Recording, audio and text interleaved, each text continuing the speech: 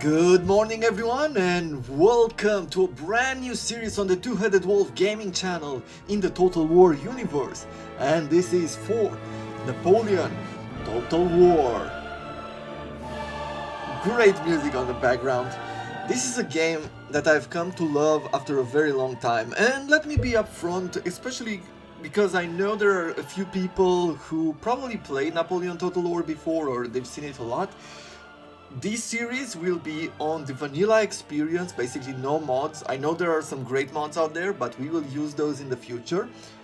And the first episode, at least this first campaign, will be a little bit more talky, a bit more explaining. I'm gonna go into details, trying to explain some of the mechanics to the best of my ability in order to help people introduce, because I know there are people watching my channel who've never tried this game before because it's quite old.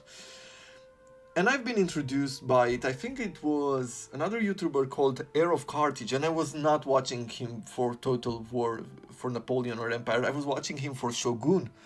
And then I got into Napoleon Total War at some point because I got into the Napoleon period and I was interested in him as a historical figure. And because now we're doing the Anno 1800 series, I was really thinking, man, I would really like to try either a campaign on Empire or Napoleon. And I think it was one of the subscribers, Duke Joseph, who said, hey, why not go for Napoleon Total War? And we had a short conversation. Definitely going to try some mods in the future to go with his suggestion. But for the moment I said, hey, let's just do a campaign here and see if you like it, if this is something that you want to see more about. And I was wondering, what should I do? Going for the Napoleon campaign and doing the Italy and the Egypt campaign can be quite fun. It's a more focused experience and it's a change of pace and of scenery and can be quite interesting. But I am going for the campaign of a coalition, and for a first playthrough, since we did play a lot in the British Isles, I guess I'm going to go with Great Britain. And we start in 1805. Well, what do we have as an objective? I'm going to go for a historical mode, not world domination. The reason why I'm doing so is to have a slightly shorter campaign. This one would require us to hold 60 regions, while this one requires us only to hold 20 regions, plus the territories that are in a slightly paler green. So this is what we need to do by the end of 1812. As you can see, we start in 1805, but there's plenty of turns here. You will see when we get to the game map how that works, because it's slightly more different than all of the other Total War experiences. So without further ado, let's get into the nation's description in 1805, just to know, have a bit of the history behind it. Great Britain is a constitutional monarchy, a nation of free trade and personal liberty. Its people are seemingly devoted to making money and disliking foreigners in equal measure. Foreigners are, quite simply, just not very good at anything, be that running an empire or making a decent pie. Britons make no secret of their prejudice, a crass attitude that makes diplomacy difficult. The English, as much to the annoyance of the Scots, everyone calls them, are disliked in every court in Europe for this arrogance and their willingness to let everyone else do all the fighting and dying against the French. The apparent truth of this last point has been a gift to Bonaparte. If the British do have a truly visceral dislike, then it would be the French, thanks to the traditional rivalry and genuine horror at the consequences of the French Revolution. While many British politicians were pleased to see an end to the Bourbon monarchy, they were repulsed by the insatiable bloodshed of the Terror and fearful that the infection of the revolution might cross the English Channel, with or without the French bayonets to help it along. Invasion is a constant fear and, as always, an enemy in control of the Low Countries is enough to scare London. Britain's position in 1805 is better than might be expected, but not due to its own efforts. Napoleon has managed to upset almost every other nation in Europe with his high-handedness, This is an opportunity for the British to build a new alliance, although this will mean paying handsome subsidies to its partners. As long as the Royal Navy can keep control of the seas, Britain is safe from the invasion, but without a substantial army and continental allies, this counts for little against the French. Britain can contribute to the downfall of France, but needs time to resolve to master its strength. Napoleon may not grant that time. So yeah, this is a bit after the French Revolution, where they mostly took out their nobility at the time. And it's a very bloody period in history. A lot of beheading going on. Yeah, read it up yourself. Maybe we'll talk about it at a different point. But let's start the campaign. I am using a different recording software instead of OBS. Napoleon and his godless revolutionaries have no respect for the status quo. They insist on meddling with the balance of power on mainland Europe. Defenseless Liguria has been annexed by France, and such behavior cannot be tolerated. As a result, Great Britain has joined forces with Austria and Russia to oppose French continental ambitions. Sweden, Portugal, and the smaller Italian states have vowed to aid the struggle, but the three great powers must take most of the strain in opposing this monstrous revolutionary threat. Whilst Austria and Russia attempt to deal with Napoleon on the fields of Bavaria, you must ensure that his navy is kept in check. Admiral Villeneuve's fleet must be intercepted by the Royal Navy, lest the armies of France march on British shores. Then, inshore blockades are maintained across all French ports. Finally, your long-standing ally Portugal must be aided in pushing through into occupied Spain, opening a second front and splitting the might of Napoleon's armies. Okay, well, here we are. As I was saying, I'm using a different recording software. I'm using the Radeon one, which helped reduce the lag. I'm not sure how it will work for Napoleon Total War. Never used it for it.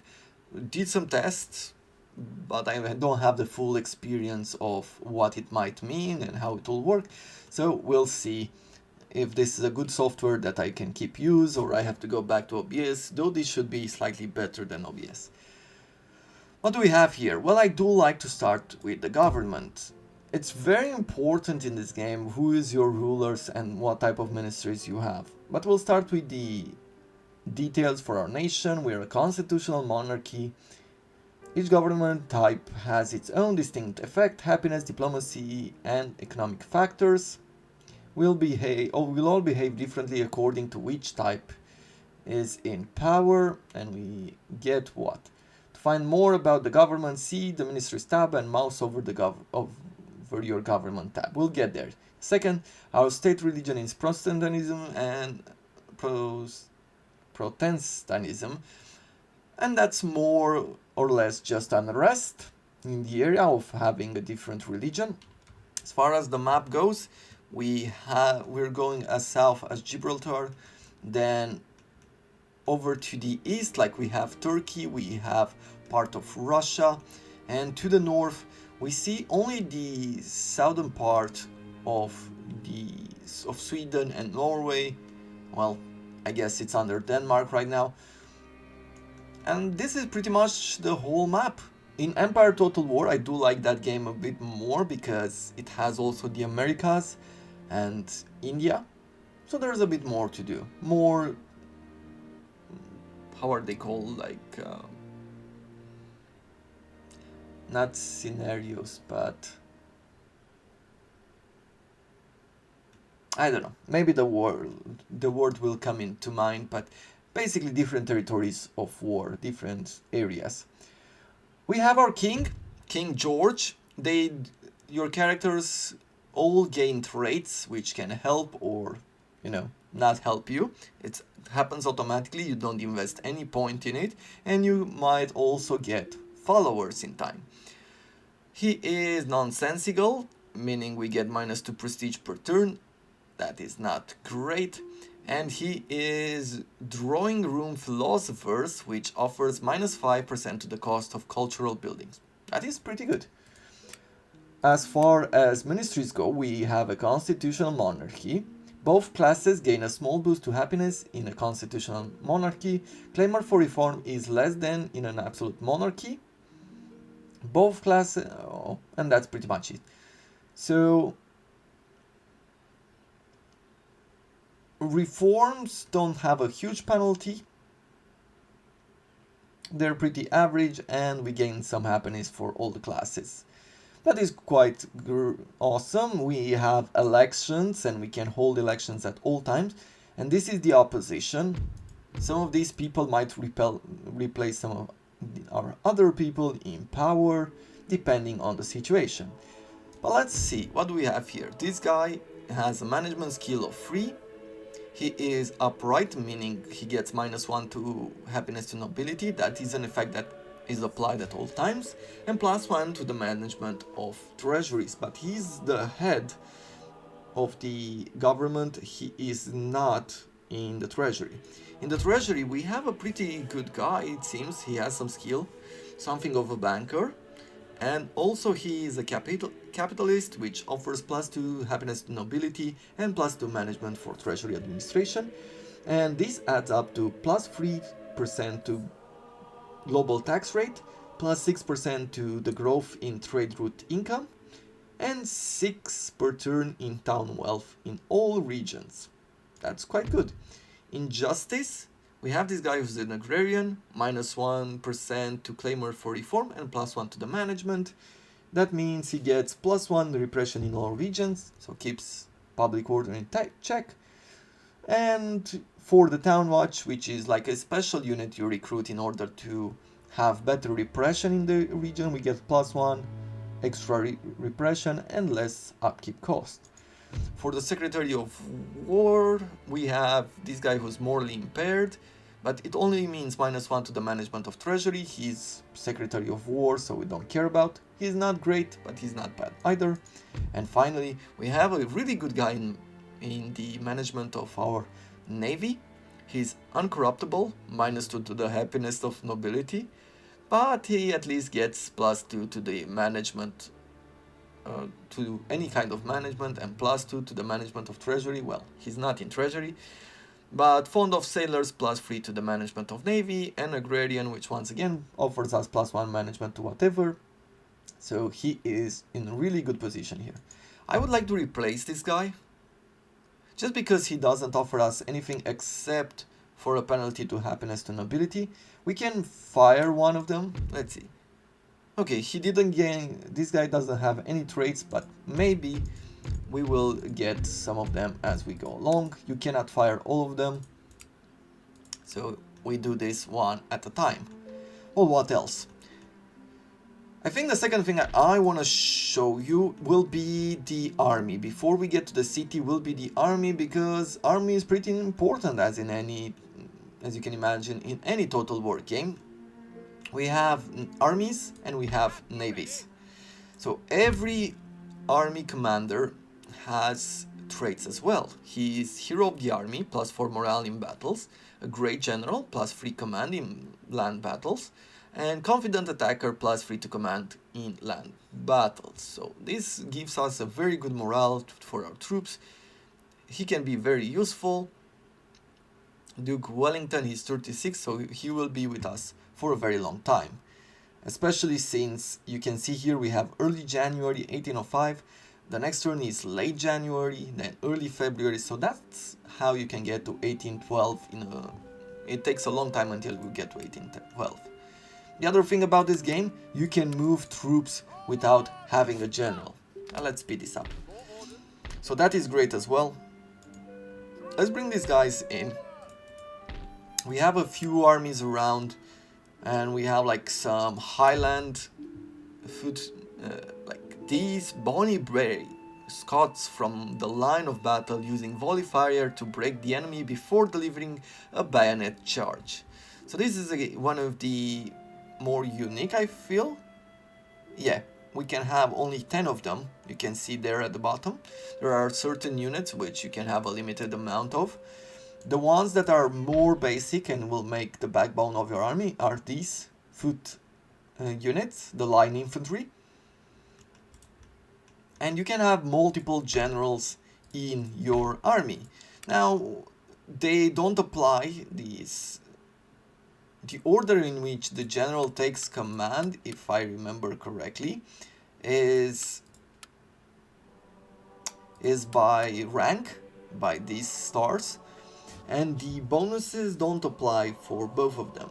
In case this one dies in battle, this one can still stay around and help the troops stay strong, basically reducing some of the penalties of your general dying, but other than that he doesn't do anything too special.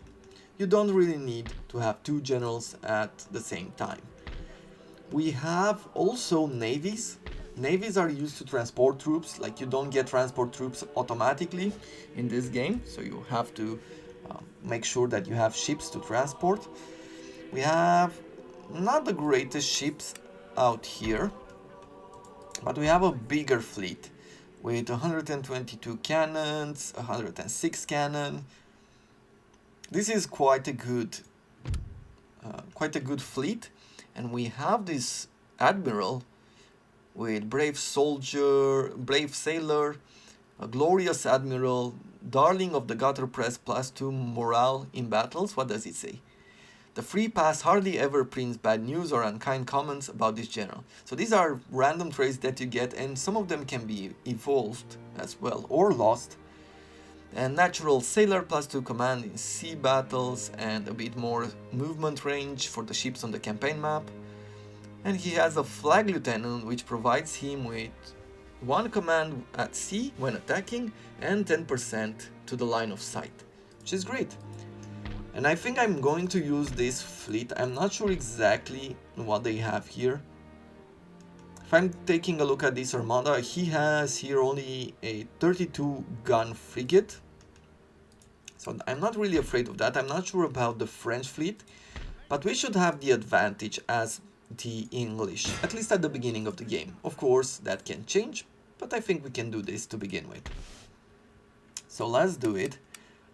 We have Gibraltar here, or Gibraltar, but this will be, I feel, a bit hard to maintain.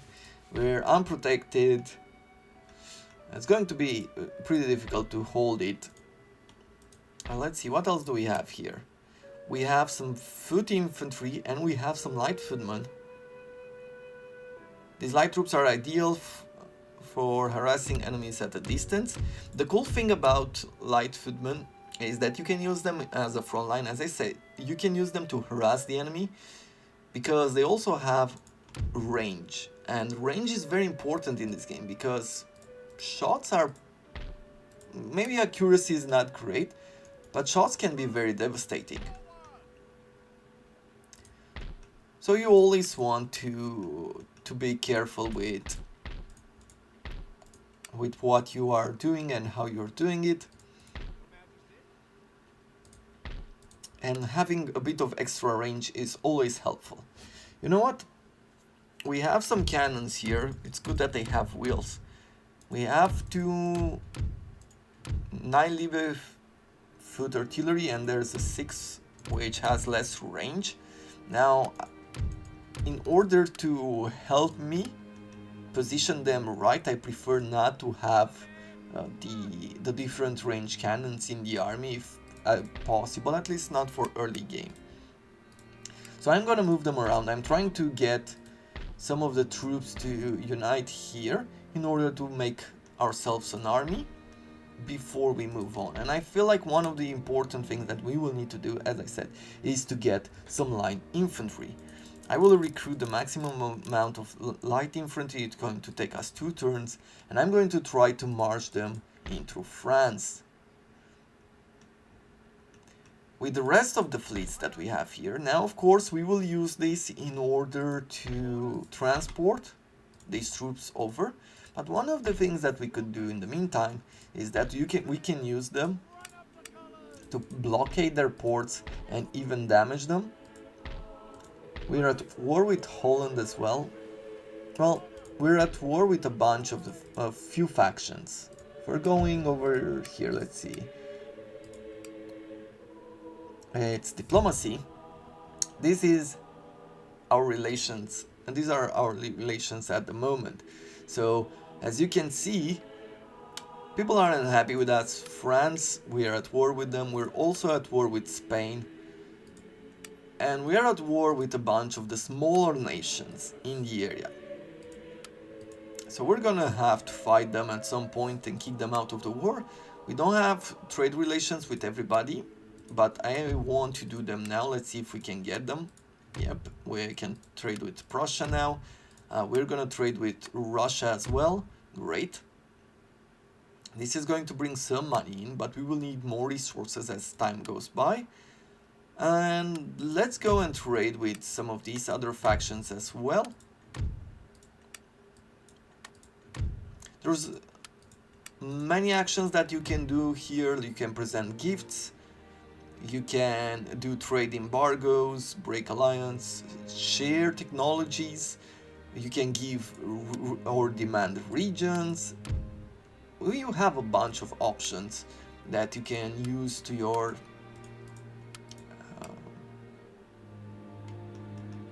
basically give you strength or give you leeway. Well, what else do we have here? I guess one important thing that we need to look at is research. And research is very interesting. The way that you will unlock research in the civil, military, and industrial categories is by having, for civil, you'll need different levels of courts, which are these, like the main building in any city, in any bigger city. For the military, you will need the barracks line, so it's this one right here. And for the industrial, you will need different factories. Now you will see these are general factories. They're mostly for producing goods and reducing the cost of cannons, but we will take a look on the map. And you need colleges in order to research, right? This is a college, it can turn into a university. And every college has what? -1 happiness in the region, claimer for reform. Basically, there are new ideas and then people aren't open to change, not that much in a state. And you know this about society in general. This conducts technology research at 10 points per turn and spawns a gentleman, maximum of 1 number. This is a gentleman, this helps you with research. And there's a 4 chance at this point per turn to spawn a gentleman. And the different technologies, like one that we have right now is classical economics. This provides us with 3% extra wealth generated by all buildings, opens a merchant house upgrade, and gives us -1 to happiness, claimer for reform. If we want to go this way, national debt reduces the upkeep for all units, which is pretty good, and +5 per turn to town wealth in all regions. We have conscriptions, -2 happiness to lower classes, and increase recruitment slots in your home region by 1. And so on and so forth. This is a cool one, enables line infantry to fire an advance drill. So basically your units will shoot and they will step forward and they will shoot again and step forward. Basically very good if you want to advance, if you want to push your enemy, if you want to maybe attack a retreating line. There's a lot of stuff they can do. And then you have this area of industrial, which you can imagine helps with your industrial buildings and your economy and reduces the upkeep. But one of the first technologies that I want is this, public schooling. You get 10% to technology research rate, spawns gentlemen, a maximum of +1, so basically it provides us with a chance to get an extra researcher here, and enables the building's court of justice. And you might feel like 10% technology rate isn't that much, but it is, because we have the next research is like 26 turns, 48 turns, 148 turns, so you definitely want to grow as time goes by.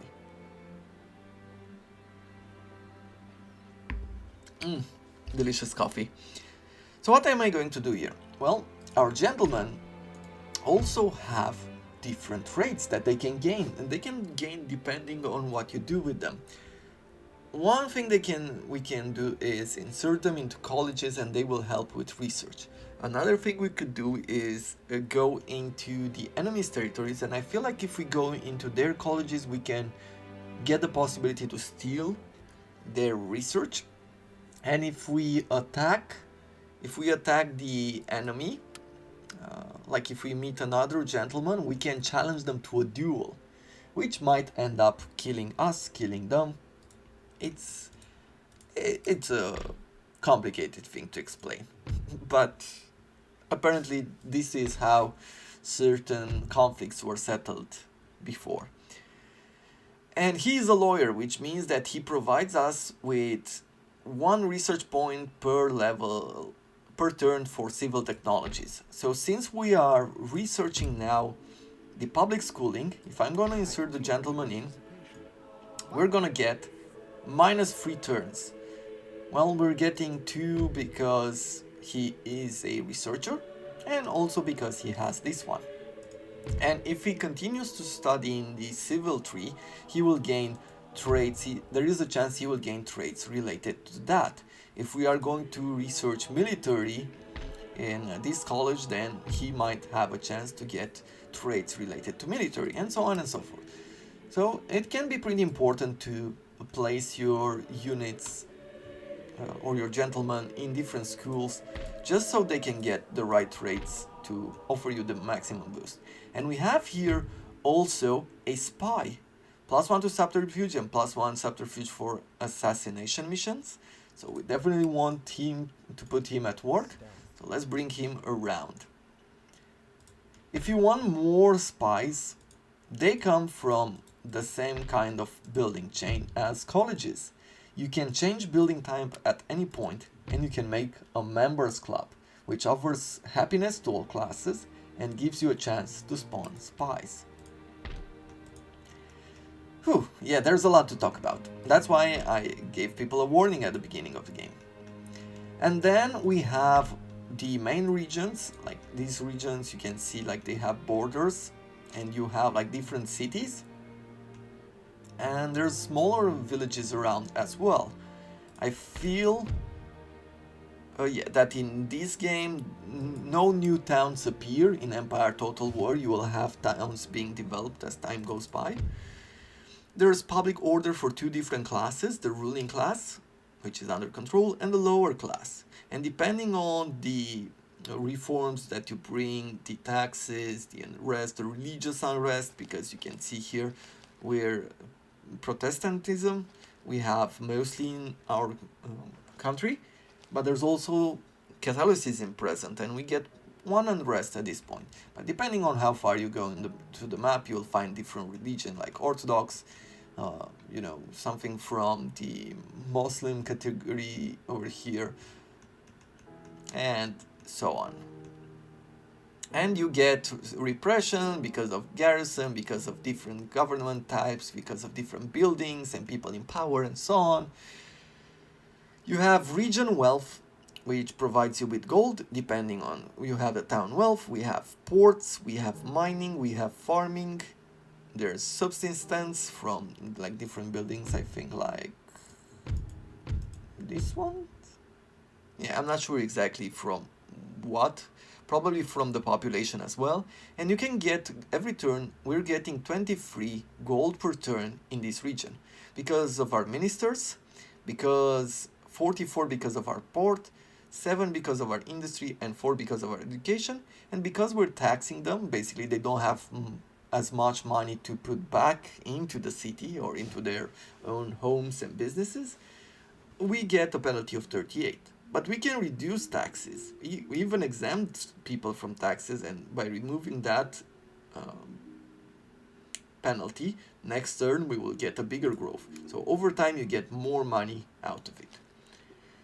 There's a growth in population, as you can see here, but that is not something that you should care too much about. And finally, what else did I want to talk about? Well, we have trading. There's trading. This is trading from the New World. There are different spots where you get different resources. The most the best resource is here, like ivory, which you get from Africa's continent, and you just need to place some trade ship like these ones on these positions to start trading.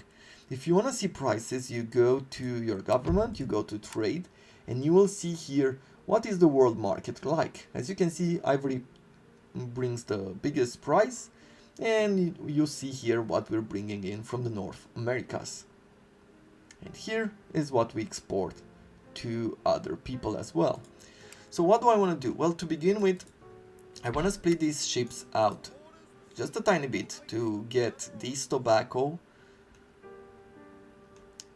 so we don't have any allies bringing their ships in and taking over. We're gonna bring more trade ships and probably a fleet to protect these guys, but that is going to happen a little bit later. Let's also construct a few buildings. What I recommend to begin with, let me show you. In the city you have a magistrate, you always have this building, but it doesn't necessarily mean that you have plenty more slots everywhere. In our capital we have this, we have a cantonment which recruits troops, we have a cannon foundry, we have a theater right now which enhances national prestige, gives us a bit of gold and happiness, and we have a unique building like every nation, every major nation, the column of Nelson, minus 10% upkeep cost for all naval units, which can be great later on. Nationwide effects only apply when this building is in your home region, enhances national prestige. Yeah, basically there's some value into having that. And then you have a small fort which creates, like, there are different levels of forts which creates better defenses.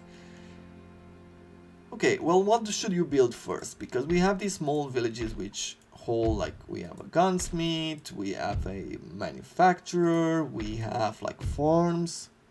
There's plenty of buildings that we can build or replace, and I recommend that you first look around for empty slots like this one, because they will bring you the most gold, or the most income per turn.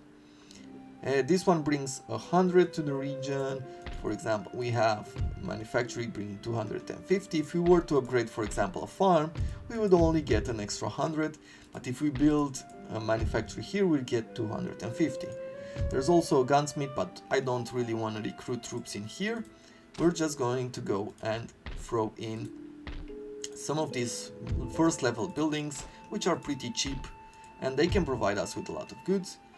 I'm going to make a trading port here just to have another exit to these areas, and it will help the economy grow. As you can see, we're getting -1 here because we have only 1 point in industry and 6 from minister, and the taxes would reduce this by a lot. But now we're going to throw in ports, and it says predicted will be at 11, so you can do the math beforehand. I think it's going to add up pretty well. In Ireland, do we still have money? We have 600 money, so we can still do something. Like, for example, I could throw a market in here, and we can have a supply post which increases replenishment by a lot. But let's start with the market. Also, there are no roads being built, so you will need to throw in basic roads if you want to increase your movement, your replenishment rate, and also some of the wealth in the region. Okay, well, that is pretty much it as far as stocking goes. Now there's going to be a lot less stocking as we move along, but I felt like it was important to at least present some of the basic elements for those who, like me, have never tried this game before for a very long time, and maybe you don't even know where to start in order to play the game. So right now they're bringing some troops along. One of the cool things that you can do in this game is that you can move troops into your ports and kick the ships out of them. So basically you stop part of their blockade. You can repair them, you can defend them. It's a pretty interesting idea.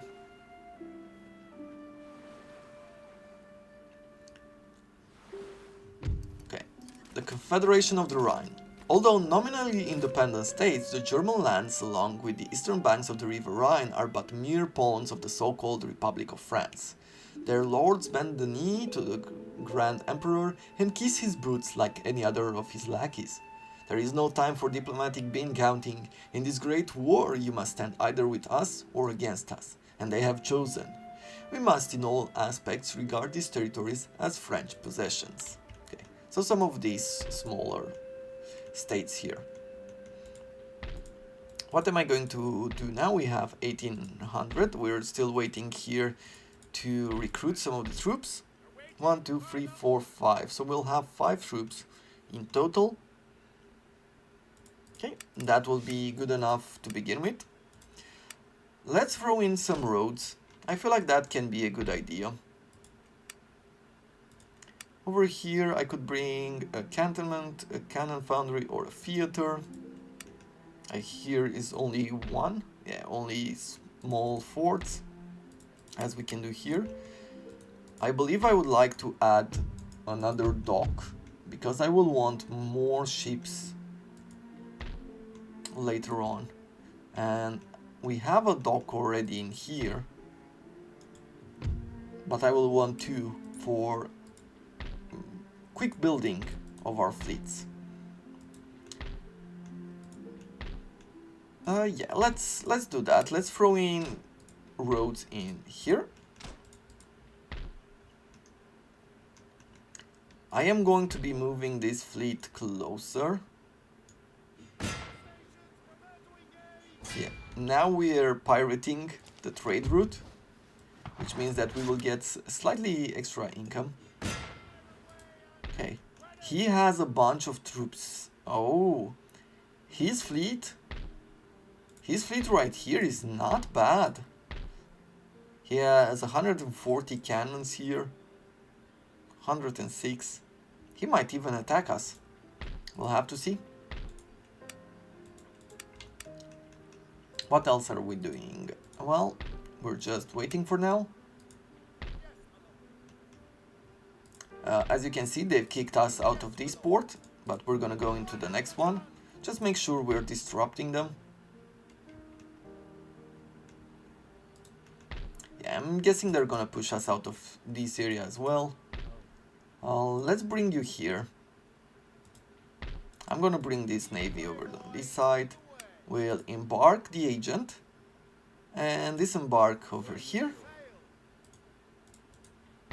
And then get back into the port. You get into the city. We can influence taxes by going around here in policies. You can tax only the nobility or only the middle class. It influences, when it comes to the middle class, it influences the population growth. And also like the growth of the economy, as does with the nobility. The higher you go, the more unhappy they become, and it reduces the tax growth in the regions, but you get a lot more taxes. Still, it's one way to have like more control in the region. Like you can see that we could go to high taxes and things would be okay. We have a lot of popularity on our side. And let's see, is there anything else that I haven't done at the moment? No, we're still researching. Diplomacy is good. Let's bring this guy into London.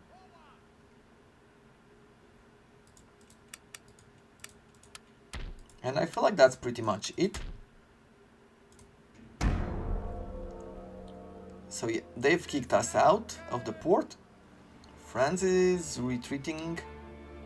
Ah, I thought that France might be attacking us, but apparently they're running.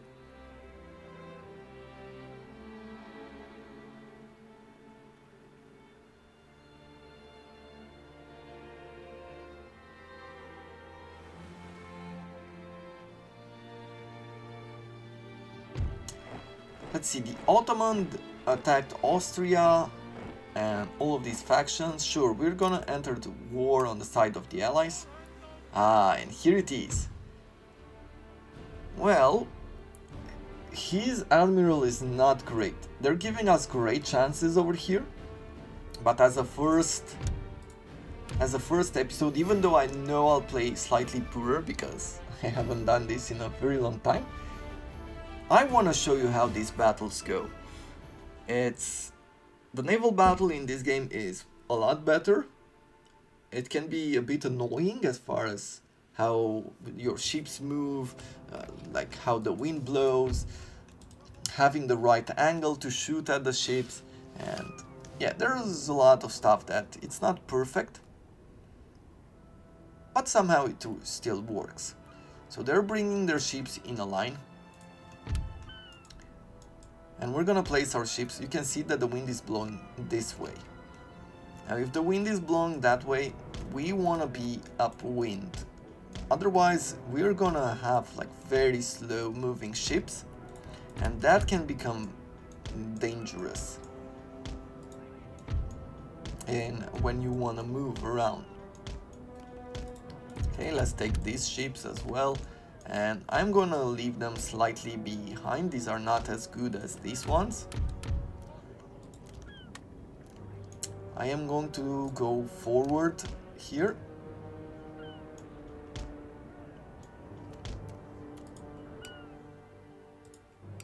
And as you see, these ships don't really move at the moment because they're blocked. What I'm trying to do here as they're coming towards us is that I'm trying to sit in front of them. When you sit in front of them, like you have maybe 2, maybe 3 cannons front, but you have a lot more on the sides, like about 60. Let's see how many we have here. 57. So we can even manually shoot at these ships. You don't have to do them, you know, one by one, but I do like automatic fire.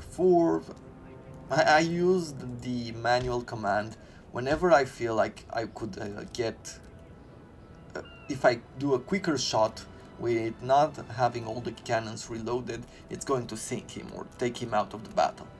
And you have like different rounds here. These cannonballs, these are the standard, they do the max damage to the hull. Chainsaw shots are used in order to break their sails, which can be detrimental sometimes, like it can really put a break in their advance. And finally you have Grape Shots. Grape Shots is used to take out his crew. When their crew is going down, they won't have as good of a reload speed as they would have otherwise. Here we're almost getting in range to fight him.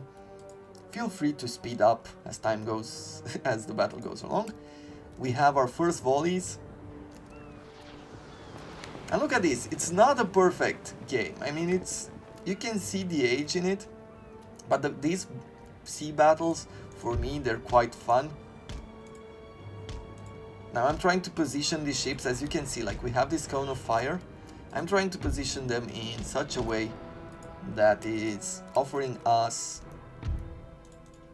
the best chance to shoot at him. And you're trying to get the best angles on their ships while avoiding their broadsides. If we can get a bunch of volleys on them, like before we engage, it's going to be absolutely great. And as you can see, these ships can't fire more than a few, you know, like a few shots at a time. Oh, that little ship has a lot of range. Very interesting.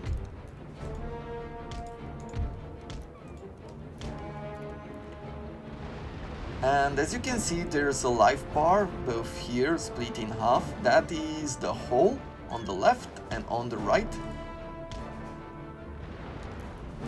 You definitely want to focus fire on their ships as much as possible. Yeah, let's bring these ships like so. Let's turn them around a bit.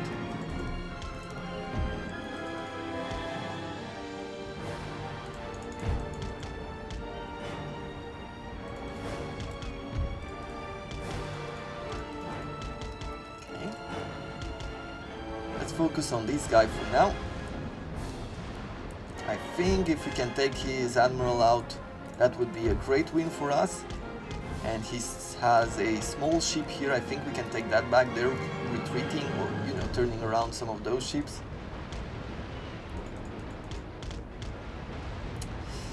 We don't want to fire at him. As you can see, as our life bar went down there, I am going to turn this ship around. And we can even do some repairs at sea. It's not full repair, of course.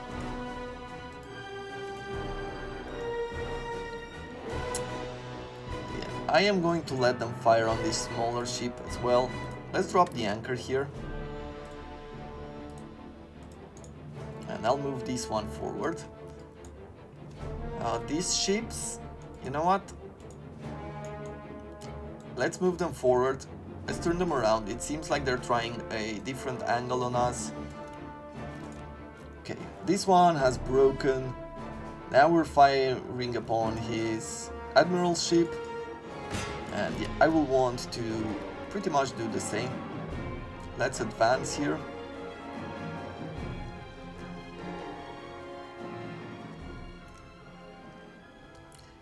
As your hull goes down, as the health of the hull goes down, like this one is sinking, well, this one took a lot of damage, but you can also expose the enemy's gunpowder hull, and if you get a lucky shot, or you get a shot like that, yeah, they go boom. Well, what I will do with the admiral right now is that I'm gonna sit him here for repairs, and this bar will raise up. You can't really repair ships to 100%, but you know, you can do quite well. Ooh, now they're getting in a position which I don't really like.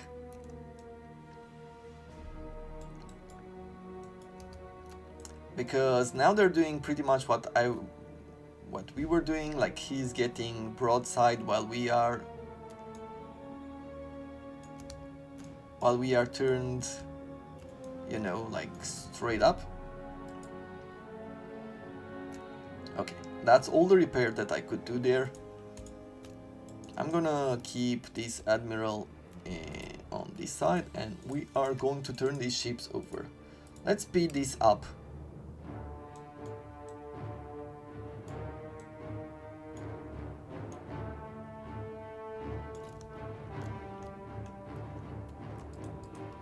As you can see at this point, like they're doing some surrounding move, and what I'm going to do is I'll try to sneak through here, basically getting to attack them both with both sides, which is great. Like if I can get this ship in between this, I am going to block them.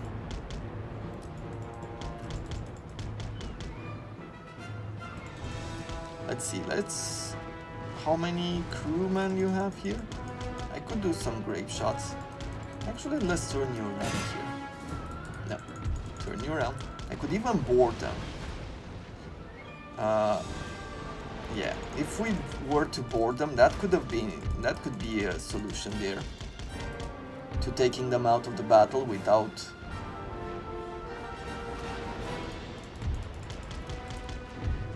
Yeah, you know what? Let's do that. Let's do grape shots, and I want to board them here.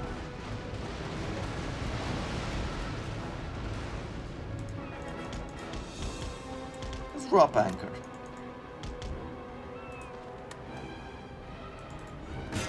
Maybe even board them here, because this guy has a lot of crew.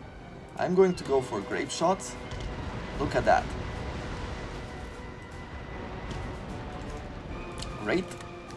And I'm going to keep this ship like this. I'm gonna turn this admiral ship. Maybe we'll go this way. You, are you shooting at him? Let's turn you around, make sure you get all of the fires.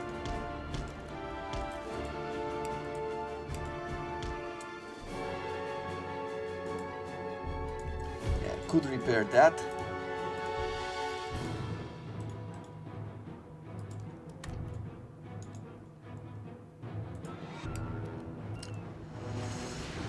Okay, they have plenty more ships. This ship is done. Let's turn you around. Let's repair you. Okay, we're boarding this one.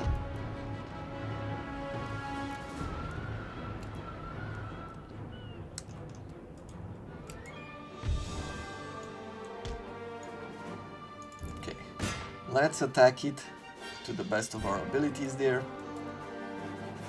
Okay, almost done in here.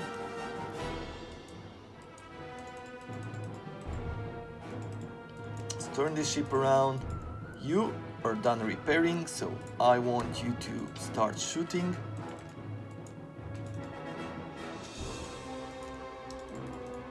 Let's turn the ship around.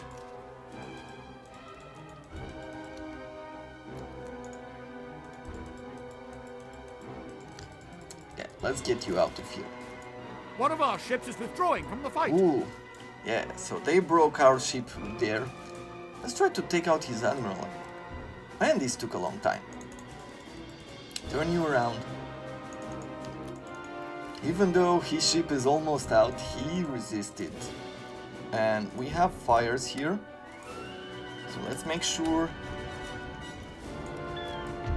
that we do a proper repair on them. I want to repair that ship as well.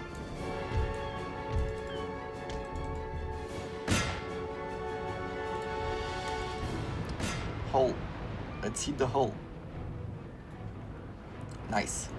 Almost done with that ship as well.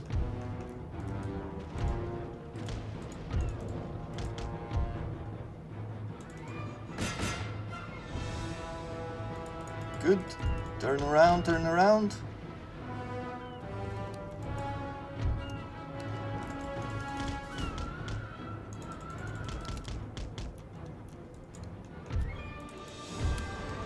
Yeah, that is still fuming there. I think I have to keep on repairing it. Yeah, keep repairing there. Okay, we're done repairing here.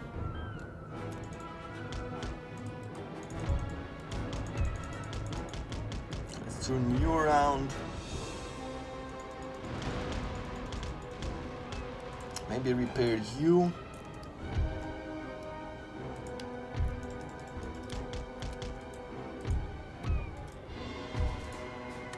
Okay, cannons.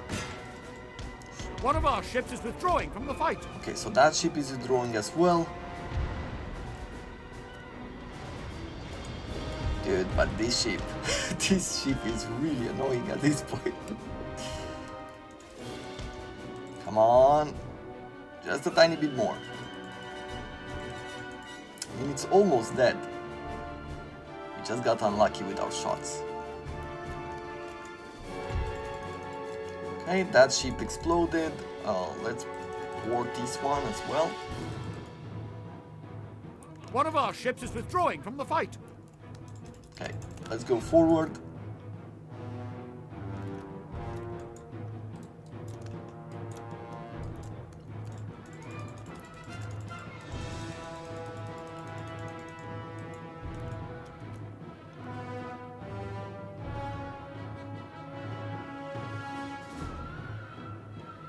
Let's drop anchor here. Let's see if we can get a really good volley.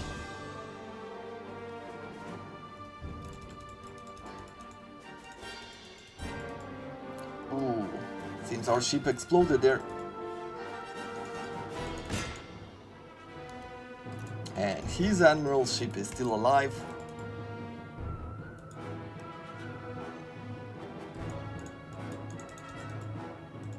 Come on.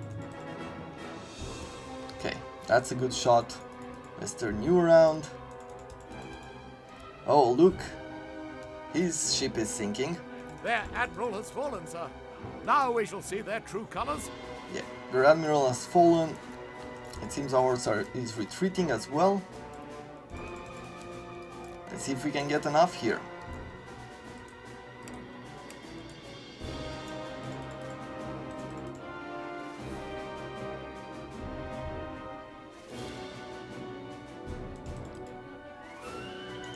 Yep, he's getting some bad hits as well here. One of our ships is withdrawing from the fight.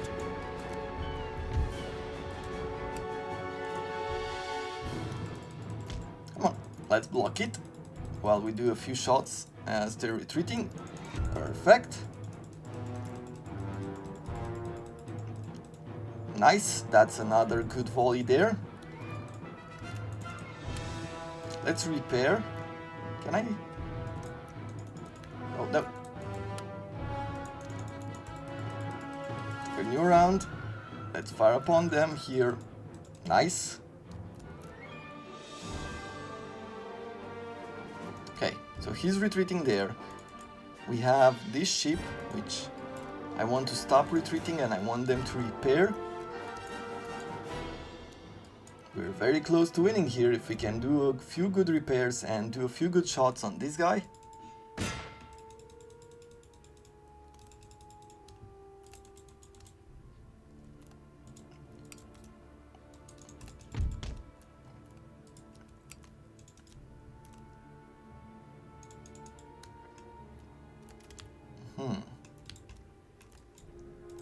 You. Nope, he just wants to retreat there. And I'm not sure exactly what these ships want to do, but it seems like they want to retreat as well.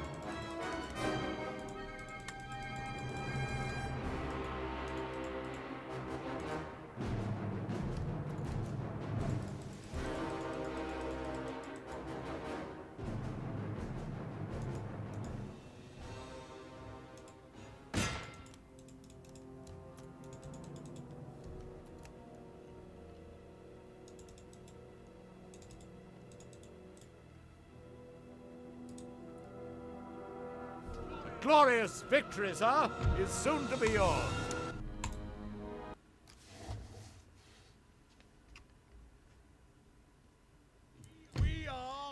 And there we have it.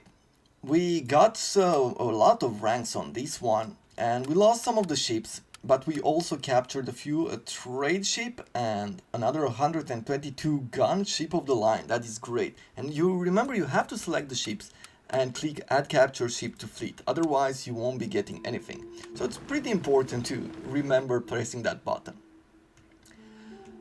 And at this point we gain an ancillary for the Admiral, +1 morale in battles. We gain a parrot, who's a pretty boy then. Squawk! So for this one...